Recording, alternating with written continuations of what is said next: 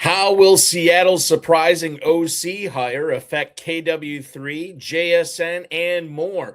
What should we be doing in draft rooms about a potential Super Bowl reunion in Pittsburgh? And at what point does Travis Hunter become a value in the FFPC Never Too Early Best Ball Tournament? Plus, four-time FFPC League champ Bob Hogan joins me to discuss the Luther Burden hype, under-the-radar offenses to target in your fantasy drafts right now, and so much more. We've got a great show for you. Bob Hogan is here. I'm Eric Balkman. Stick around. Your high-stakes fantasy football hour starts now. Can't stand the pressure. I've seen greater men that need a lesson.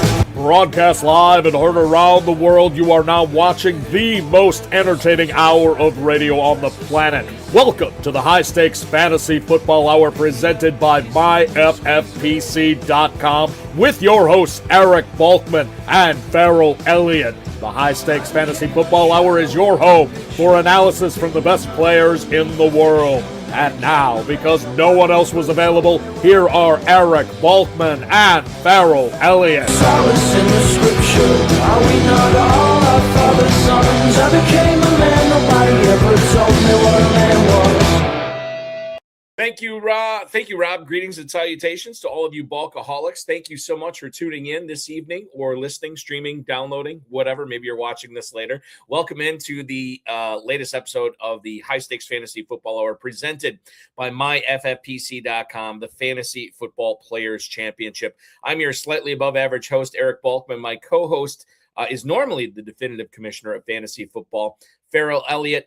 He is unable to make the proceedings tonight. He's on his way back from New Orleans and could not get back to Louisville in time, but that's okay because I got a special co-host who I'll introduce here in a second. Coming up on tonight's show, we're going to wax poetic on Tyreek Hill's early season draft stock, who the number 2 wide receiver in Denver is going to be this season. And Bob Hogan, a 4-time FFPC league champion, joins me to break down this year's class of rookie receivers that are not going to be going at the earliest part of drafts. Think of the big 3, maybe the big 4, the big 5. We're also going to talk about whether James Cook is on his do not draft list and much more. If you want to connect with us on X, you can do so at HSFF Hour. I'm at Eric Balkman. Bob is at Hooterville A's. That's Hooterville AS. You can always check out Ferrell's Kentucky Fantasy Football State Championship at KFFSC.com. I just registered for a bunch of leagues there this past Tuesday night. I'm in a couple of KFFSC main event slow drafts, Draft Master slow draft there, as well as some other slow drafts. So hop aboard, draft against me. It'll be a lot of fun to pass the time until we get to the thick of drafting season. And then, of course, the start of the 2026 NFL season as well. Post on our Facebook page at facebook.com/HSFF Hour. You can email the show at highstakesfantasyfootball@gmail.com. If you have any questions for us, now is the time to send them. We'll try to get to all the chat room questions, X posts, and emails in the fantasy feedback segment coming up later on in the show. Thanks to our audio engineer, my best friend Bryce, and our producer and mutual friend Rob. Also want to let you know that we have plenty of FFPC Dynasty and FFPC Empire Dynasty orphans available. MyFFPC.com/dynasty for sale. If you go on there, you'll notice that the Dynasty leagues that we have start at $77. They go up to $5,000, but many of the orphans have been discounted big time, some as little as $1. So you're basically getting these teams for free, some of the teams for free that first year. Enjoy it, manage it, see what you can do with it, and maybe turn it into a juggernaut by 2027, or maybe even win in 2026. I've seen that happen as well. So check that out, myffpc.com/dynasty for sale. We're also going to be citing a lot of FFPC Never Too Early Best Ball Tournament ADP tonight. And if you want to put that to good use, register now, myffpc.com, for the Never Too Early Best Ball Tournament. $125 entry on that and a $40,000 grand prize. And if you want to play the Superflex version, we have that as well. $35 entry with a $10,000 grand prize. Register now at myffpc.com, but hurry because both those tournaments will close when the NFL draft starts. So you basically have a little bit over 2 months. Or if they fill up before that, they fill up before that, and then you're out. As Ferrell always says, don't be a wish I had. And the 2 contests you really don't want to be a wish I had in, are our two gorillas this year. The FFPC Big Gorilla is back, $350 entry, $1 million grand prize, 7 bananas promo is live, and the early Rampage tournament is going on right now. So you're basically, when you register for the Big Gorilla and draft now, if you're one of the first 200 leagues, you're going to be entered into a second tournament for free, featuring a $25,000 grand prize. And for the first time ever, the FFPC Baby Gorilla available, all the same rules, same format as the Big Gorilla, just $125 to enter this, but you still win $100,000 if you cash it and beat the 5,999 other teams. Those are all available at myffpc.com, myffpc.com. Remember to like this video, subscribe to the channel, comment on the video, share with your friends, share with your enemies, and get notified each and every time we go live. I'll get you the updated schedule on what's going on with the FFPC family of podcasts next week, coming up at the end of the show. For now, I want to bring in my co-host for this evening. Oh, by the way, Oinker's here too. I know James Hicks will be remiss if I did not bring Oinker onto the program. But Oinker is here ready to talk tonight, as well as our co-host. He is a winner of 4 FFPC high-stakes leagues in his career, as well as numerous KFFSC leagues over the course of the last 10-plus years as well. I spent Super Bowl weekend down just outside of Louisville drafting in a bunch of drafts with him, and he's here tonight not only to reference some of those drafts, but we're going to talk about some fresh player evaluations coming up for the tail end of February drafting. We'll talk about what you should be doing if you are drafting early on in the FFPC season, like many of you are who are watching and listening, and whatever else we can cram into 60 minutes. You follow him on X at Hooterville A's. Please welcome onto the program Mr. Bob Hogan. Bob, good evening, sir. Good evening, Eric. How you doing? Doing excellent. I would say welcome back to the show, because the last time you were on, I think it was it a live on HSFF or Big Gorilla that you and your grandson were both on? Yes, we were doing that, and I'm disappointed I couldn't have him here tonight, but he's got a basketball game in the morning, so he is already asleep. Yeah, he's got to get that rest. Got to get that rest to make sure that he is firing on all cylinders tomorrow. I'm pleased to have you aboard tonight. Thank you for pinch hitting for Ferrell, who could not make it. He sends his regrets, but he is hopefully just listening to us on his drive back from New Orleans to Louisville. I hope he's not watching us on YouTube, but I don't put anything past anyone. Bob, before we get into the fantasy football portion of the program tonight, when you are not winning all these FFPC and KFFSC leagues, tell the listeners and the viewers what you're doing for a living. Well, I'll give you a quick story. Back in the late 1970s and 80s, I taught high school. I left teaching after 3 years and did 43 years of computer work before retiring in early 2024. Got bored to death because I don't play much golf.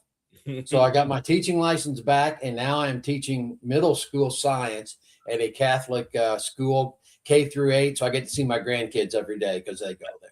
That is awesome. That is what a career arc on that. Now, what were you teaching in the 3 years when you started teaching? Were you also teaching science? Yeah, I was teaching physics and earth science, as well as some algebra and calculus. Pretty much all the gamut of math along with science. So from teaching science to working in computers for 4 decades to being retired. So how long were you retired? Like 1 year? I was retired for 9 months, I guess, 8 months. But I went back to school almost immediately. I found out to get my license, I just needed 2 classes. So I took a couple here locally in Southern Indiana and got my license. Good for you, man. That's awesome. What a story. And no end in sight, right? We all got to have a purpose. Your purpose is teaching, hanging out with your grandkids, and playing fantasy football, which is great. That's not a bad way to do it, Bob. I think you got this life thing figured out. Let's get into, speaking of fantasy football, let's get into fantasy football tonight. Ferrell Elliott, by the way, watching. Please, eyes on the road, Ferrell. I'm telling you right now, I don't want to hear a news report tomorrow morning about anything that might have befallen you on the roadways. So be safe. I want to talk about your Big Gorilla Championship team from last year, one of the leagues that you won a league title in. One of the big reasons for that win was Kyron Williams, who, once again, I was listening to Jake Seeley talk about this the other day, and he was saying, he's never seen anybody be so successful, and yet everybody seemingly wants to tank his draft stock, right? He's not a pedigreed guy. He's going to split with Blake Corum. There's going to be regression coming. And seemingly every single year, this guy finishes as right around the top 12 running back. Same thing happened last year. And I have to ask this for this upcoming season, We saw Blake Corum kind of creep into that backfield, taking over some of the volume that Kyron Williams has owned over the course of the last 2 or 3 years. What do you think the split is going to look like between Williams and Corum in that Rams backfield this upcoming season? Now that we know they're kind of already, the band is back together. Stafford's coming back. We know Williams and Corum are going to be leading that backfield. For fantasy purposes, what's the best way to handle this, Bob? Well, I'll tell you, in those 6 drafts we did on Super Bowl weekend a couple of weeks ago, I got no Kyron Williams. So maybe that tells you what my thought is. He was going 4th, 5th round in those drafts, and I thought that was too high with him maybe splitting more and more with Corum. Williams was good for me up through the playoffs, and he was really good. But toward the end of the season, they did give the ball more and more to Corum. But honestly, Rico Dowdle and Wandale were my 2 best picks because I got them in double-digit rounds in that league. Did you, just speaking of Wandale Robinson, did you see anything? I mean, because sometimes I ask people when they like Dowdle's a perfect example. I drafted a good amount of Dowdle last year, but if somebody were to ask me, oh, what did you see in Dowdle? I'd be like, I don't know. I didn't see a ton. I mean, I know he's talented enough to carry the load. I knew that unless Hubbard went down, he would never be the bell cow there. But I knew that there's a possibility where I could get this window where he performed for 2 or 3 weeks, maybe even more than that, where I could utilize him. And that's exactly what happened. Wandale Robinson's a little bit different, Bob, because I think like in order to draft him, you really have to like a receiver, right? Running back is such an opportunity-based thing in fantasy football. But wide receiver, not to say that you don't have to have talent to be a running back, but I think wide receiver, you do have to have some modicum of talent in order to kind of force your way into the lineup. Because if one receiver goes down in a specific team, that doesn't always necessarily mean that another receiver is going to step in and do everything. And I don't think anybody saw Wandale Robinson coming to the degree that he had last year. Obviously, the neighbor's injury had something to go with it. But yeah, Wandale Robinson's an interesting guy. What did you see in him that made you want to draft him late? Well, you talk about opportunity, and opportunity in a PPR league is catches and targets. And he was a target hog in 23 and 24. So for me, it's he's never going to get, well, he did one time, but he's generally not going to get you a 25 or 30-point game. But if you're getting him as your wide receiver 3 or flex or a fill-in, and he's going to get you 12 or 13 points a week just from catching 7 balls for 50 yards. Yeah, I had a ton of him last year and the year before. And he had that really big spike week game early in the season too, which kind of set him up 1,000-yard season. So congratulations to Wandale. And actually, sadly, and a couple of teams I didn't play him that week. Yeah, right. Yeah. Well, that's the way it happens. Yeah, it's just whatever. The FFPC never too early ADP, getting it back to the Rams backfield here. Right now, I'm looking at Kyron Williams as running back 17. I'm looking at Blake Corum as running back 34. Kyron Williams 312, Blake Corum 904, and I'm getting this data from Fantasy Mojo at Fantasy Mojo on X, fantasymojo.com. It's run by Darren Armani, the godfather of the Pros versus Joes Challenge. Anytime we cite ADP, it's through his website. Check it out, especially if you're playing in the FFPC. Get one of those very affordable memberships there at Fantasy Mojo. So I'm talking about basically 5.5 rounds difference between Kyron Williams and Blake Corum. I don't know if you got any Corum out in Kentucky this a couple of weeks ago, Bob, but it sounds like you would much rather, if you had your druthers, if you're going to pick one of these Rams running backs, it sounds like you want to pass on Williams and you would rather take Corum in the 9th. Absolutely. And I plan to, if Corum stays down at that spot. I don't know that he will. I did not get him in Kentucky a couple weeks ago, but that's just the way the draft went every time. I either had enough running backs and I was trying to make up for a lack of wide receivers or looking into rookie running backs or something at that point. And so I just never did get him, but I was targeting him. I don't know how many times I had him on my next pick list, and you or somebody else got him in front of me. I think it's funny because I wanted him in more leagues. I think I may have only got him once, but I did, I would do that fist clench every time somebody would take him in front of me, because I do think that there is value in him this year, and be very excited to see what happens, especially if Kyron Williams were to miss any significant time, core him in that offense as the 1A. That could be very, very lucrative for anybody who invests in him this year. Let's move on to the team that the Rams defeated in order to get to the NFC Championship this past year, and that's the Chicago Bears. Luther Burden was also on this championship squad that you had last year in the FFPC Big Gorilla. Currently, his FFPC Never Too Early Best Ball ADP has moved quite a bit up from where it was at this point last year, obviously. He is now a mid-fifth round pick. He's being drafted as wide receiver 24. Bob, does that strike you as a price that you are in or out on Luther Burden this year, considering there's a lot of hype in the high-stakes industry around this player for this upcoming season? Again, I did not get any Burden, but it's not because I didn't want to. I felt like he was going a little rich for me, but not really too much. It just he never really fell to me when I wanted him. I am a little concerned if he goes up that high or if he goes any higher, that there may not be enough balls to go around in Chicago.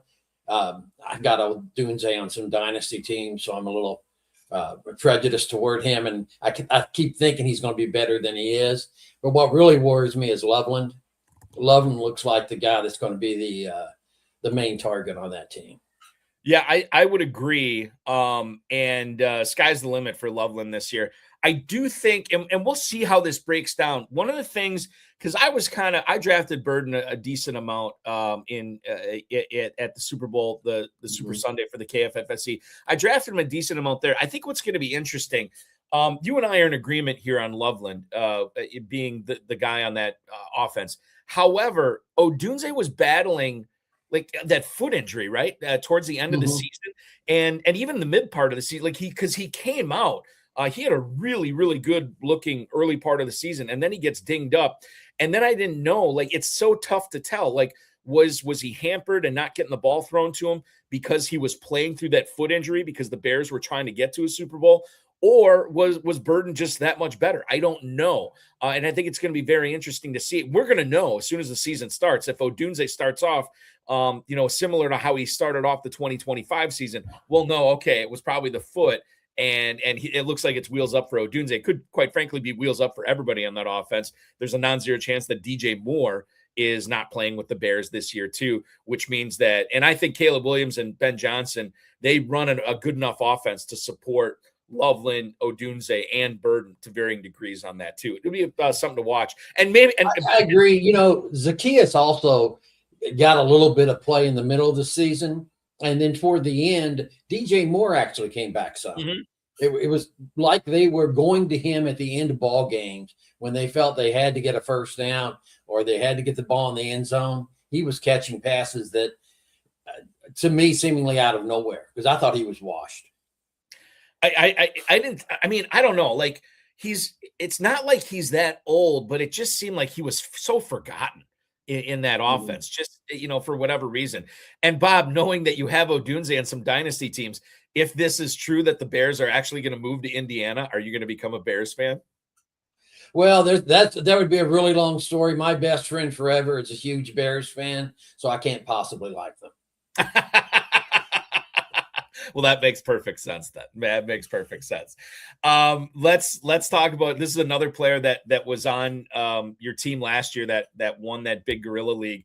And he's an interesting conundrum this year in fantasy football, and that's Javonte Williams.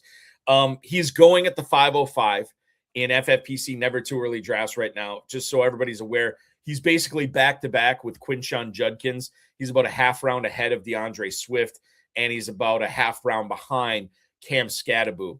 He's an interesting player because we don't know exactly where he's going to be playing. If you put a gun to my head and say you need to pick one, I would probably say he ends up in Dallas. Would not surprise me if he ends up somewhere else, perhaps Houston, Kansas City, any of these teams, Seattle. I mean, I don't know. Do you plan on Javonte Williams being back in Dallas? Do you plan on him being the bell cow again? Is that how you're approaching Javonte Williams in drafts right now? Because if that is the case, running back 23, I think is a pretty good bargain for him.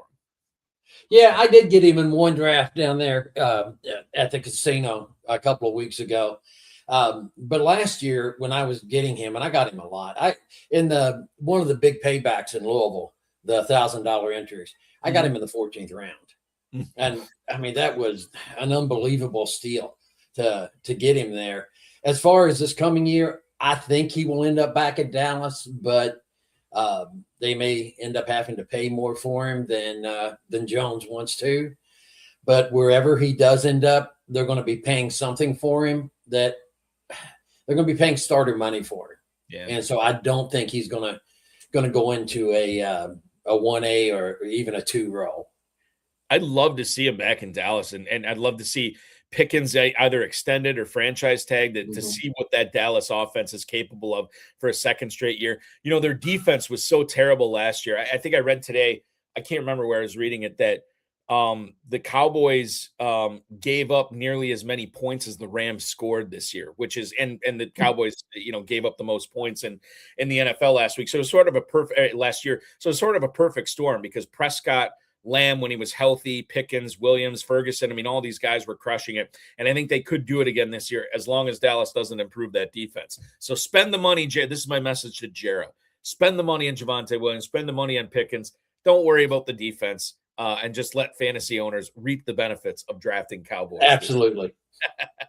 So the Dallas Cowboys, I just mentioned the Cowboys and the Rams. Those are not under the radar offenses at all. I mean, we know that if you're targeting those offenses, you're probably going to be pretty happy with Nakua, Kyron Williams, Stafford, CeeDee Lamb, Pickens, Prescott, all these guys. And maybe you won't be happy with them, but they're going fairly high in drafts right now. So we know how people are valuing those two offenses. Are there any other offenses, Bob, as you look around the NFL that people are kind of sleeping on, that people should be looking at some of the players on this offense for fantasy football that – quite frankly, maybe they're sleeping on right now, but as we get closer to summer, maybe people start waking up and say, oh man, I should have been drafting these guys on this team all spring long, and I didn't do it. Are there any offenses like that for you right now? I don't know that I'd call them under the radar, but I think Indianapolis is an example of a team that is getting underdrafted, especially if Pittman leaves. And I think there's a good chance he's going to be gone to Buffalo or the Rams or someplace. Pierce, Downs, Warren, they were all fabulous when Daniel Jones was under quarterback. Especially Downs and Warren were better when they had him. So I think Indy is one. Carolina, if they settle on Chuba or they find out Jonathan Brooks can actually play, they're a team that may be getting underdrafted. Coker really came on into the season. Leggett, whatever he is, he looked like he could maybe play toward the last few games, and Teteroa, I think he's the next superstar wide receiver. I look at Carolina, I'm like, God, they're just like one player away from being like a really significant offense in the NFL. Mm-hmm. Whether that player is another receiver to play next to Coker and McMillan, whether it is a running back that can stabilize that backfield, Jonathan Brooks, like if he comes back and looks the part, then maybe that could put him over the top. They don't need much in that division. They made the playoffs last year, mm-hmm.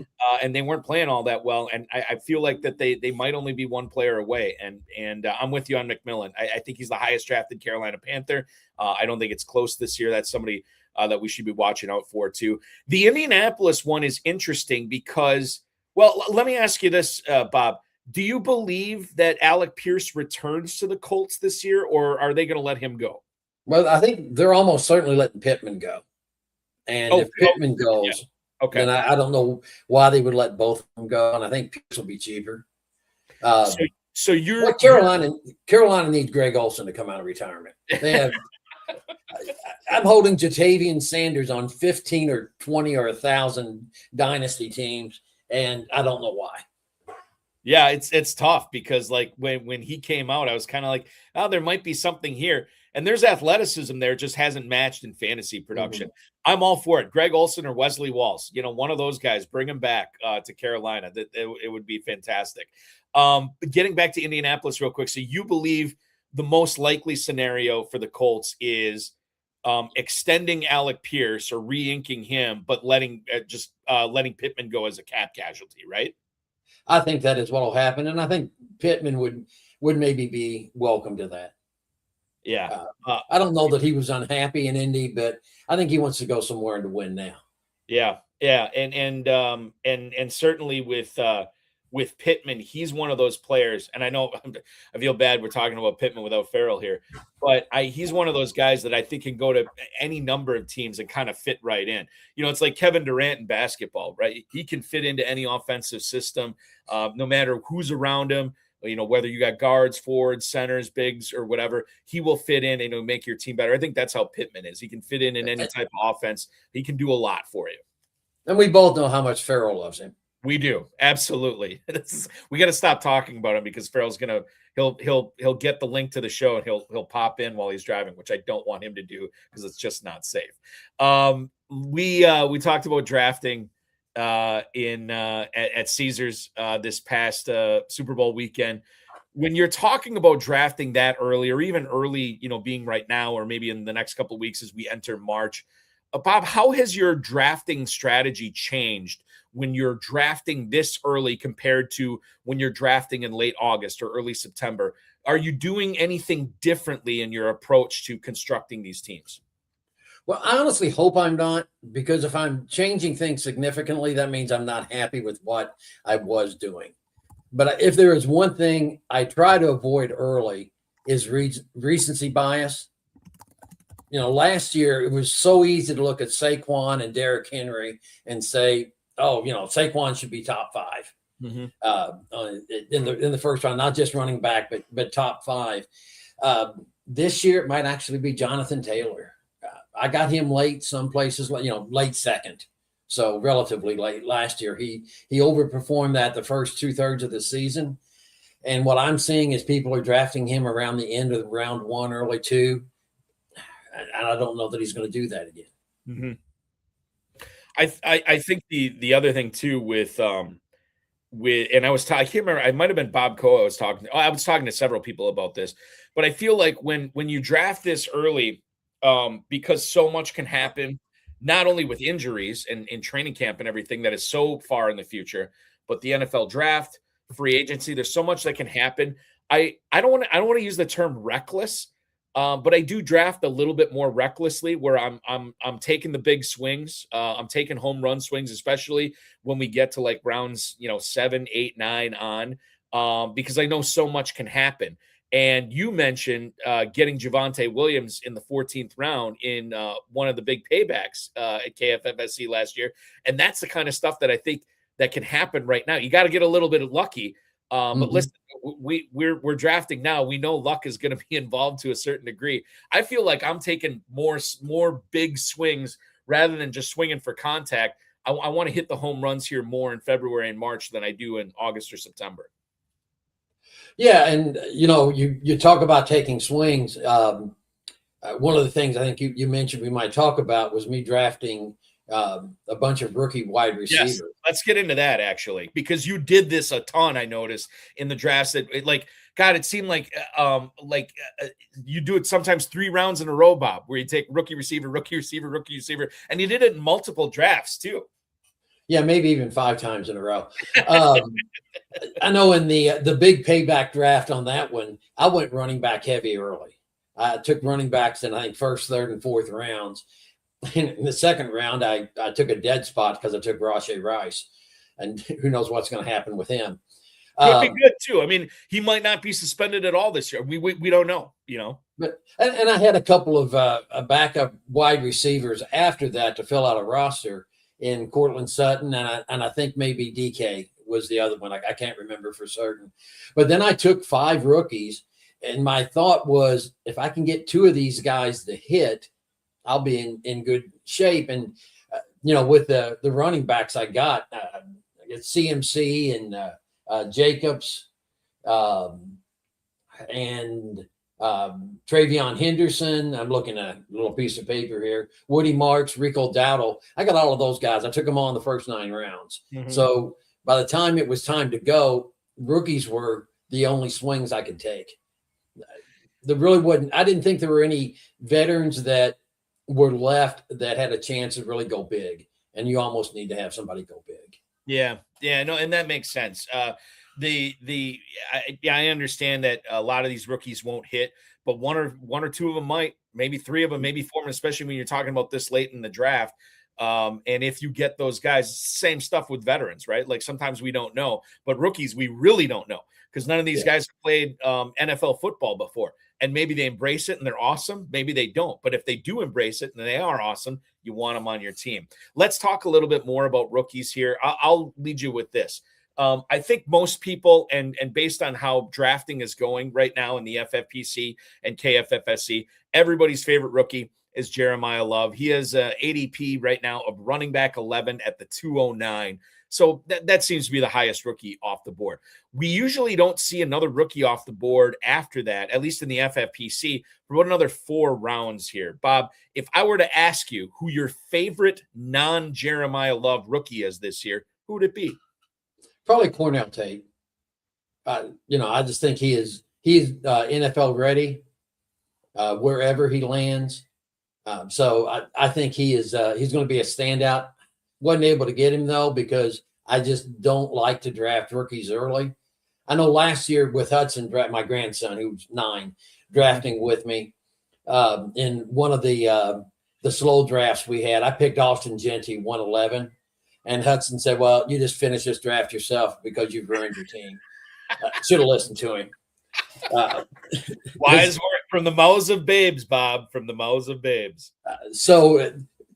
In later rounds, Jacoby Lane is a guy I got a few shots of, and after that draft is when they had the Senior Bowl, or in that same general time, and he's coming out the Senior Bowl climbing up draft boards. So I think he has the possibility to be an end zone threat, maybe a deep threat somewhere, and depending on where he lands, you just don't know where these guys are going. Lane's an interesting guy too, just real quick, not to interrupt you, but playing next to Mekhi Lemon last year, had Lemon not been on that team, who knows what Lane's stats would have looked like. Mm-hmm. And maybe he's talked about, in the big 3 as well. Please keep going. I'm sorry. Other guy, Elijah Surratt. I'm an IU guy. I was on campus when they went 27-0 in basketball back in 1976. So I've been an IU fan forever. So I can't ignore Surratt. I think he's a pretty good pick where he's going. As far as running backs go, the next couple of guys are going to be too high for me. I took Katron Allen a few times. I don't know about him. He's kind of he's Penn State's all-time leading rusher, believe it or not, yes. Bob. So there is that. 2 yards at a time. But a lot of those were 2 yards from the 1 yard or from the 2 yard line. And so maybe he can come in and be that kind of guy in the NFL. So he's a guy that I got a lot down at the Super Bowl drafts, and I was getting him in the 19th, 18th, 17th rounds. Bob, you just mentioned you're an IU guy. You mentioned Surratt. You didn't mention Cooper. Is it safe to say that you like Surratt's pro prospects better than Omar Cooper Jr.? Yeah, I think so. I think Surratt is going to be a guy that he isn't quite Wandale, who is another one from this area. He played at Kentucky. Yep. But he is a guy that is a possession receiver that I think will do well no matter where they put him. He catches a lot of balls on the outside, kind of an Allen sort of guy from San Diego or from the Chargers. So he can catch a lot of those sideline passes for first downs, but I've seen him go across the middle too. Cooper's good, but I think he jumped up an awful lot when he touched his foot down in the end zone at Penn State. That's true. Yeah. And he was still good the rest of the season, but Indiana against Iowa and Penn State really missed Surratt. They were much better offensively. Now, they weren't playing Iowa and Penn State, 2 of the best defenses, but when they had Surratt, they were much better in the playoffs and in the Big Ten championship. So as long as we're talking IU, the other guy we have to talk about is the guy who's probably going to be going number 1 in the draft, Francisco Mendoza. Bob, I don't know about you. I think he's going to be a good pro. I don't know if he's ever going to be like a top 5 fantasy stud quarterback or at all or anything like that. How do you view Mendoza, not only in his rookie year, ostensibly with Las Vegas, which is where we all kind of believe he's going, but just what kind of career he's going to have as well in the NFL? Well, as a rookie, he's going to start. If he goes to the Raiders, he's going to start there. So anytime you have a rookie starting at quarterback, you've got an opportunity to think, oh, take him in the 19th round and see what happens.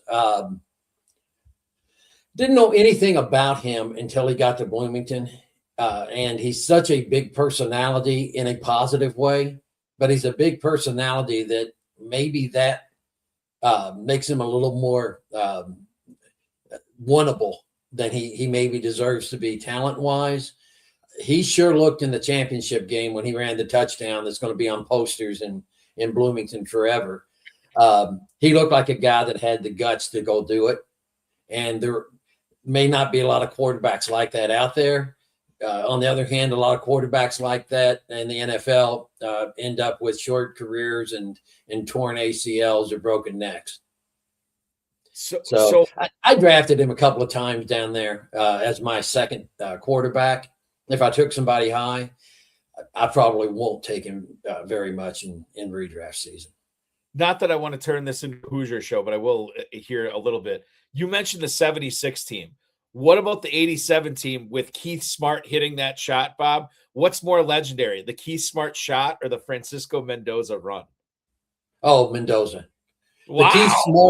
The Keith Smart shot, I can remember where I was, and I was 31 at the time. I guess I was 30, so I hadn't had my birthday yet. But I remember where I was, and I remember we were at a party at somebody's house, and we all went crazy. But for IU to do something in football, Smart came along after Isaiah had won 5 years before, and 6 years before that, they won in 76. And Smart wasn't the guy on that team. The guy on that team was Steve Alford. Right.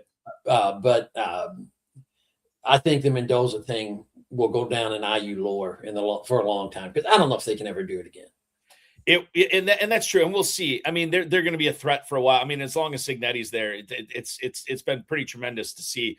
It reminded me. I don't think it was as vintage as the Vince Young run against USC that upset the Trojans in that national championship game, because that was like, there's hardly any time left. With Mendoza, I feel like how much time was left in that game? Like 3 minutes. Well, there was enough time that Miami came down and scored, right? And then IU got the ball back and had to do something, and then they had to hold Miami at the very end. So there was 4 or 5 minutes left to go. Yeah. That Young play, I remember that well. He was running all over the backfield, and my same buddy's best college team is Southern Cal, so I'm cheering for Texas like crazy. So yeah, that was a more one-time big deal play for him to do that.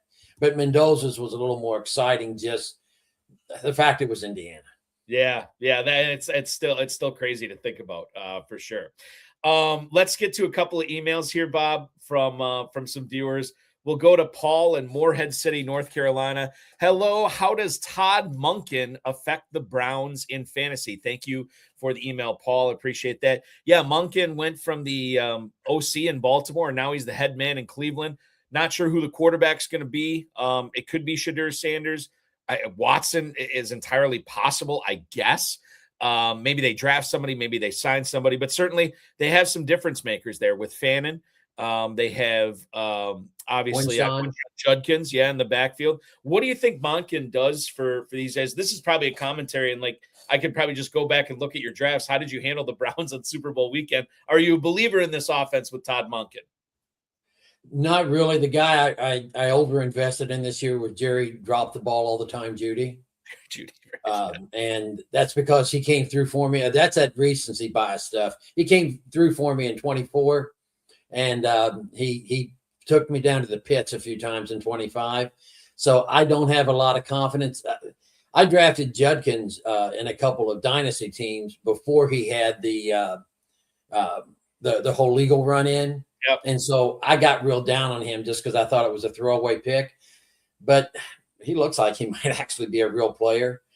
Fannin is definitely the real thing for them. I don't know. I'm thinking they will go out and grab themselves a receiver somewhere. Sanders is not the answer there. I think Watson is probably washed. So I don't know. I mean, Monken's going to come in. He's going to run the ball. So maybe Judkins is going to be the guy to do it. And maybe Sanders can run the ball like a a lightweight Lamar. I like Fannin in that offense. What I don't love about Fannin is his price tag right now. Yeah. Fannin in the Never Too Early Best Ball Tournament is tight end 5. And I feel like people might be drafting him at his ceiling. Obviously, FFPC tight end premium. So he is actually a 4th round pick right behind Tyler Warren. But if you wait on Fannin and decide not to draft him in the 4th round, you could get Tucker Kraft in the 5th. You could get Pitts or Laporta in the 6th. So I mean, I think Fannin's going to be good. I wonder if we pushed his price tag up a little bit too high right now. That's my only reservation with him. Yeah. And speaking of Kraft, I took Kraft on that team with the 5 rookie wide receivers as my tight end. I sure hope your Packers can do for Kraft what they did last year before he got hurt, because he was one of the 2 or 3 best tight ends in the league. Yeah, he was right up. I think he was tight end 2, fantasy wise, when he got hurt. And I said, you know, I didn't want to invest in any Packers pass catchers because it just was so hit or miss week to week. And then Kraft kind of bucked that trend. Like he seemed to be a focal point. I mean, we haven't heard, at least I haven't heard a whole lot here in Northeast Wisconsin about how his recovery is going. I know he's a beast. I know he wants to be ready by week 1. I think that my guess is there's better than a 50% chance that he'll be out there week 1. Maybe it's even higher than that. I don't know. Mm-hmm. But I think when he's out there, he's going to be featured quite a bit. Probably no Romeo Doubs on the Packers this year, which is going to open up even more opportunities for Kraft.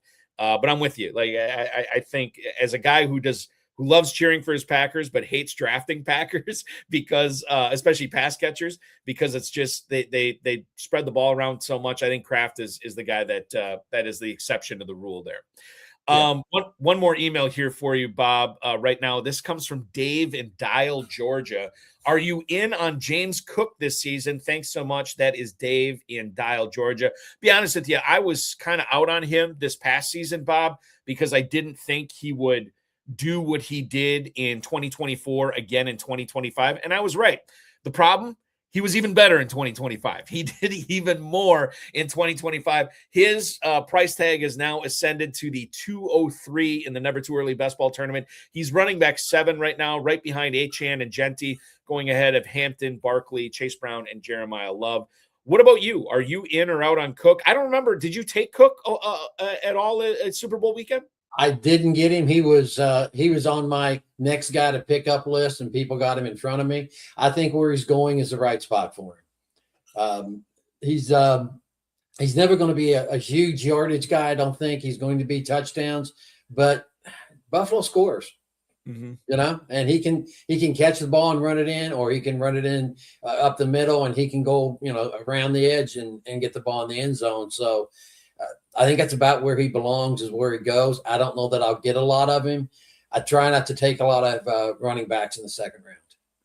You know, James Cook was probably the biggest beneficiary when Joe Brady took over as offensive coordinator there. They really put an emphasis on that ground game. And now Joe Brady is no longer the OC, but he is the head coach for Buffalo. So it should mean good things for Cook going forward. A couple other things to keep in mind, or at least I'm keeping in mind about this situation.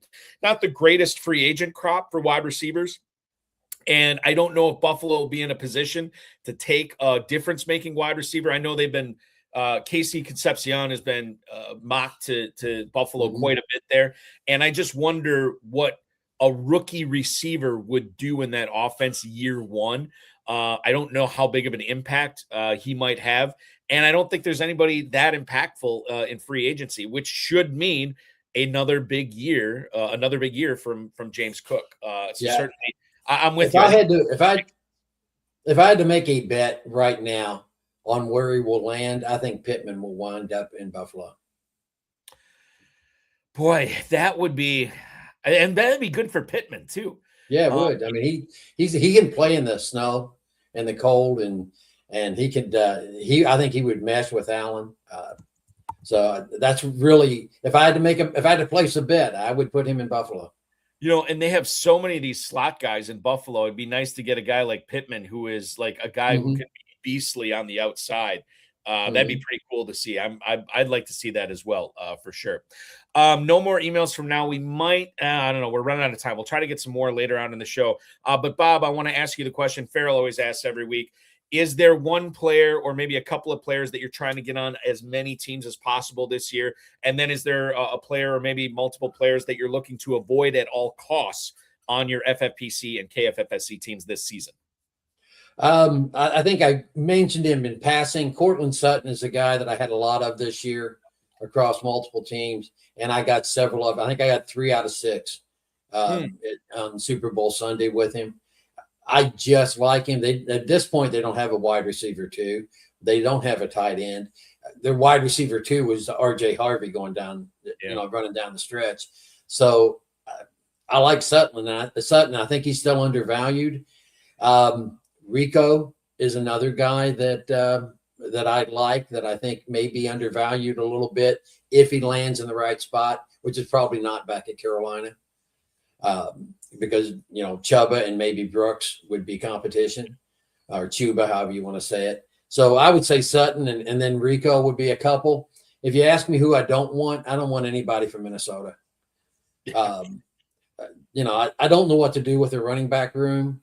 I drafted Mason a few times, but Aaron Jones still seems to be the guy they give the ball to when they got to throw the ball for a first down or even run it. And he's got to be getting close to the end of his line. So I don't know what to do with that. TJ Hawkinson and Addison, they would completely forget them until the fourth quarter when they were down by 18 points. And then all of a sudden, because I had Hawkinson a few times, I noticed, all of a sudden they would throw the ball to Hawkinson on 4 out of 5 passes. It's like, well, why didn't you use him earlier? Is he still lingering injury or what? So I don't know what about him. And Addison, he regressed throughout the year from last year and from the early part of this year. I don't know what to think about Addison. Naylor almost stepped up in front of him in some ways. So if I were to say, I don't want anybody from Minnesota.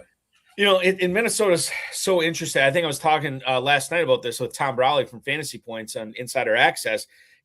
There's a lot that can still happen to that offense this offseason. Like Jordan Addison, there's been talk that they might move him. Hawkinson could be a cap casualty. Jones and Mason, I do believe, are still free agents. And Jones turns 32 this year. You talked about it, almost the end of the line. 32 years old for a non-Derrick Henry running back is getting up there, right? I think that there's a lot to keep in mind there. Plus, what happens if they do sign a running back in free agency? What happens if they do trade for or sign a quarterback who starts at the beginning of the season to give JJ McCarthy more time to mature and get mental? I mean, like there's just so much that could still happen with this Minnesota team. But as it stands right now, I'm kind of with you, Bob. I know Steve G was in the chat talking about wanting Justin Jefferson everywhere. And I do think there's something to be said for that. But these other fringe guys on this team, Jefferson's good enough to carry himself. I don't know if the rest of these guys are. So the concern with Jefferson is if McCarthy comes and plays the first 2 or 3 games and really struggles, throws 2 interceptions a game, he's going to find himself on the bench. And I don't know that they're going to be able to bring somebody in. Darnold's not coming back. Mm-mm. So, I don't know who they're going to bring in. They're going to bring Kirk Cousins back north. What are they going to bring the older quarterbacks to hold the position until McCarthy's ready? I don't know who they're going to get. Yeah. And think about like some of these other options that could be available. Like Tunga Bailoa, I don't know how they bring him aboard with his contract. You could say the same thing with Kyler Murray.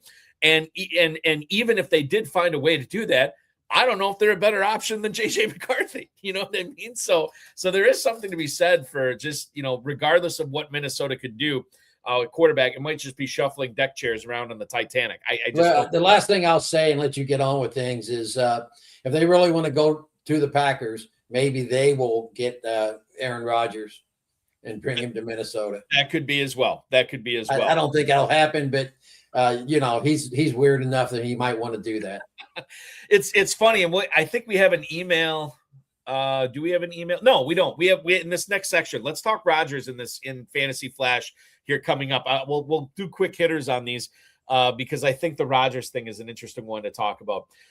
Ian Cunningham, who is the new GM for the Falcons, said that there's a lot of discussions for us about the entire roster, end quote, when he was talking about whether Michael Penix would come back to be the starting quarterback at the start of the season. Now, he's coming off a torn ACL. Remember, this dude is almost 26 years old. He was an older guy when he actually was an old IU guy. He was a Hoosier. Yeah, he was a Hoosier. That's right. So he says he expects to be ready week 1, but it doesn't sound like the GM is super enthusiastic about saying he's our guy to start. This is more of a question on, especially if they tag Kyle Pitts, but it's a question on Drake London as well. Does the kind of uncertainty at the Falcons quarterback position give you any pause when you're thinking about drafting players like London, Pitts, or quite frankly, even Bijan Robinson at 101? Not Bijan. He's the real deal. His rookie season, I wasn't sure he was the guy they said he was, but boy, he is the guy now. Drake London, I think, also is. I don't care who's throwing him. I think I could throw the ball. Drake London, he could catch 10 passes a game. Pitts, he looked pretty good at times this year. He looked real good, but that was with Cousins. I don't know about him. Mooney, I don't even know. Is Mooney going to be back? My guess is not. I'll look at his contract status right now, but I don't think he's going to factor into that offense. So it's not going to slow me down on Robinson or London. They're too good. Mooney right now is under contract for 1 more year, but there is a potential out with an $11 million dead cap hit if Atlanta wants to move on from. I don't know what their cap situation's like, but regardless, I don't think he's going to be a fantasy factor at all. Let's go to the world champion Seattle Seahawks here. Brian Fleury, who was the run game coordinator and tight ends coach for the San Francisco 49ers in 2025, is now the offensive coordinator for the defending champs. He says Seattle's offense is, quote, going to have continuity from 2025. It's going to be implementing a dynamic run game and keeping things quarterback friendly in the red zone. This is good to hear, Bob, that the new OC wants to keep everything as similar as possible to last season when they won the whole shebang. That makes perfect sense. Shifts, motion, play action, those should all be more prevalent for Seattle this year. When you consider sort of a dark horse hire, a surprising hire, a guy who does not have play calling experience, I guess like it doesn't make me nervous about JSN. But I don't know about Kenneth Walker or Sam Darnold late or AJ Barner late. What do you think the Seattle offense is going to look like? And maybe we can't truly answer this question until we know what they're doing in the backfield. Well, Walker was phenomenal in the playoffs. And I don't know how they can relegate him to a 60-40 split again with Charbonnet. But and Charbonnet's going to they had the best record around doing the 60-40 split, and that worked. So, maybe they will do that. I don't know how. Barner was the guy that surprised me. They had the rookie this year, or maybe it's the other tight end. I can't think of his name. Elijah Arroyo? Yes. I thought he would be the tight end. Yeah. Barner's better. So I hope for their sake they stay the same. Michael Kinzel, the fantasy meatball, saying Torrey Horton is going to be a very spicy late round flyer. That is interesting. I know I have Horton on a couple of dynasties. We'll see what happens. I think it's Cooper Kupp's second year. It'll be his second year. I think he signed a 3-year deal, and he'll be back next year. But Horton looked like he was becoming more and more involved in that offense before he went down. So as far as Kupp goes, they were.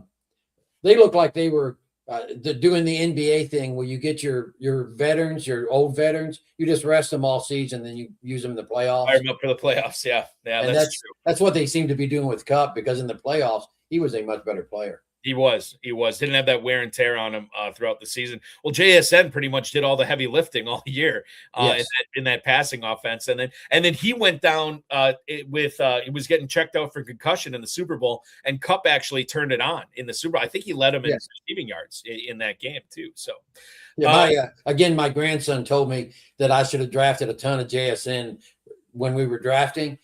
I mean, he said they let everybody else go. He must be good, and I was like, No, he's not that good. He's an Ohio State guy, you know.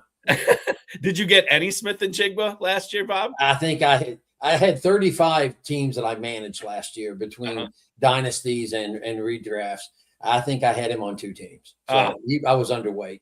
Well, at least you got some. At least you got some. We'll stick in the same division. We'll talk about Arizona. Doug Haller covers the Arizona Cardinals for The Athletic. He says that James Conner, running back James Conner, could be a potential cap casualty. He's going to be 31 at the start of the season, had a foot/ankle injury early on and pretty much did not play almost the entire season. It would save him $8 million against the cap, dead cap just over $2 million.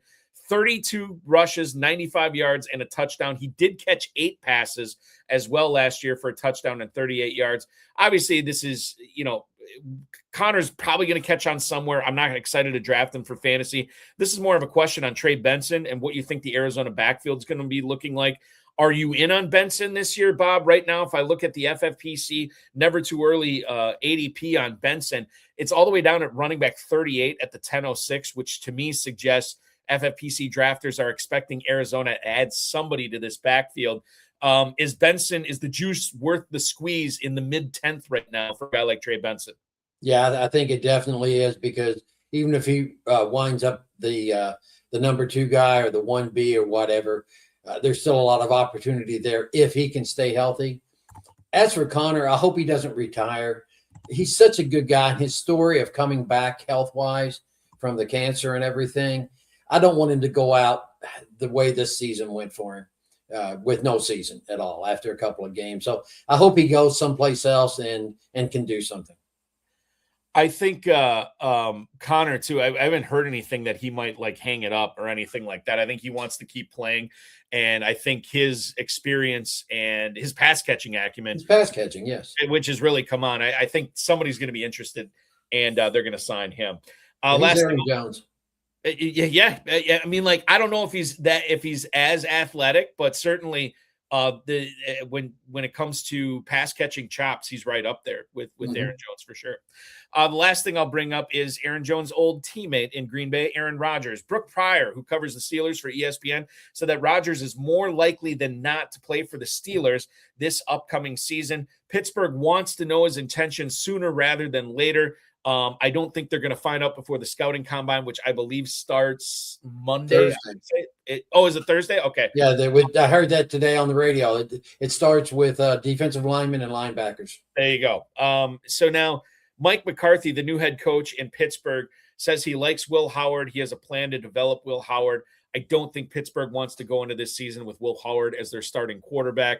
There is a lot of talk about, Rodgers and McCarthy reuniting in Pittsburgh, but these guys left on really bad terms in Green Bay when McCarthy was fired midseason, which the Packers never do. So I don't know. I guess it's possible to see a Rodgers-McCarthy reunion. I'd kind of like to see it for fantasy purposes, because I do think that's not that Pittsburgh is ripe with fantasy goodness. I mean, outside of Metcalf and Warren, I don't know. I know Pat Freiermuth is getting a little bit of buzz as well. Is there anybody else in Pittsburgh you're looking at right now, Bob? No, I've got a lot of Metcalf. I'm holding on to him in dynasty leagues because he has no value, and I've always liked DK. Out in Seattle, he was okay this year. He wasn't anything great, but he was he's a good 3rd or 4th wide receiver on a team. Johnson is not going to play in the NFL. Running back. Yeah. He just doesn't I wasn't impressed with anything I saw from him. Freiermuth is okay. Pittsburgh's going to go 9-8 again.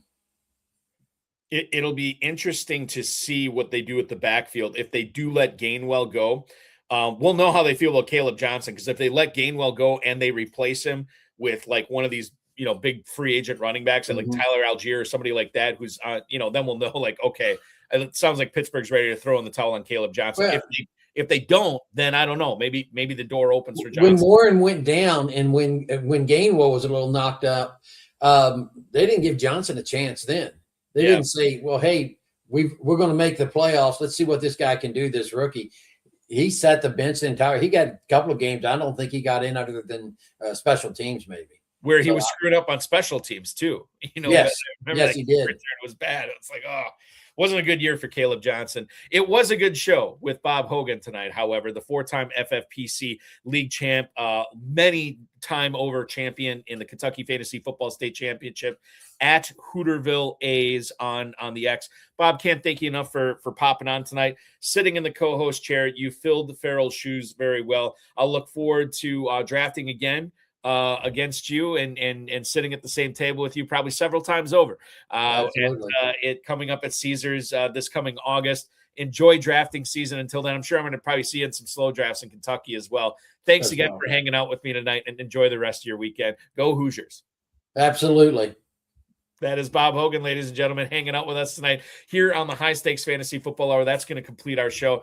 I do want to thank Bob Hogan, the FFPC, Rob Bryce, and, of course, each and every one of you. We will be back next Friday at 10 p.m. Eastern Time.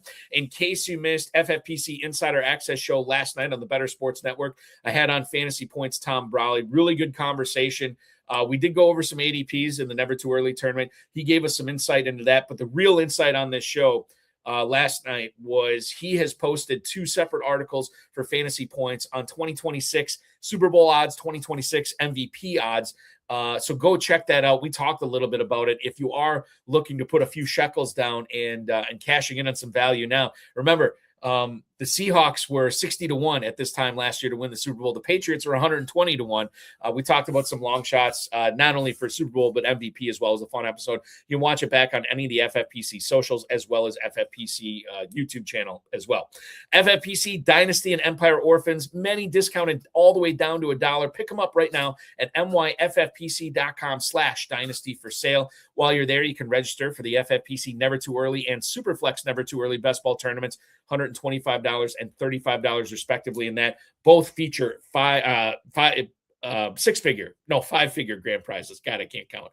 $40,000 and $10,000 respectively on that. And the Gorillas are awaiting you to enter the draft rooms as well. Plenty of live drafts and slow drafts. We've been filling live drafts in the Big Gorilla for sure. Baby Gorilla, $125 entry, $100,000 grand prize, $1 million grand prize once again for the FFPC Big Gorilla. $350 to enter that. The 7 Bananas and early Rampage tournament going on right now as well. 2 tournaments for the price of 1. You cannot beat that. It's all at myffpc.com, myffpc.com.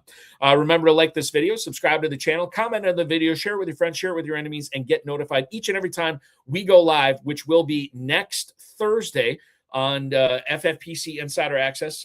We will be talking with Johnny Tuma, who is a Dynasty and NFL draft expert for Player Profiler, 7 to 9 Eastern Time on Thursday night. That'll be fun. And then Ferrell will be back next Friday as we bring you another High Stakes Fantasy Football Hour, our final show for the month of February. And then we're into March, baby. It is all happening with fantasy football and the FFPC.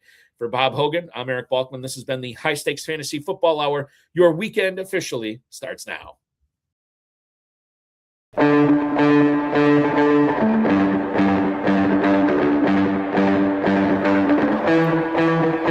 This has been another episode of the High Stakes Fantasy Football Hour presented by myffpc.com. It was broadcast live and was watched around the world. Balky and Ferrell will be back next week with more analysis, more interviews, and more advice from guests much smarter than they are. Thanks for watching, and we'll talk with you again next week.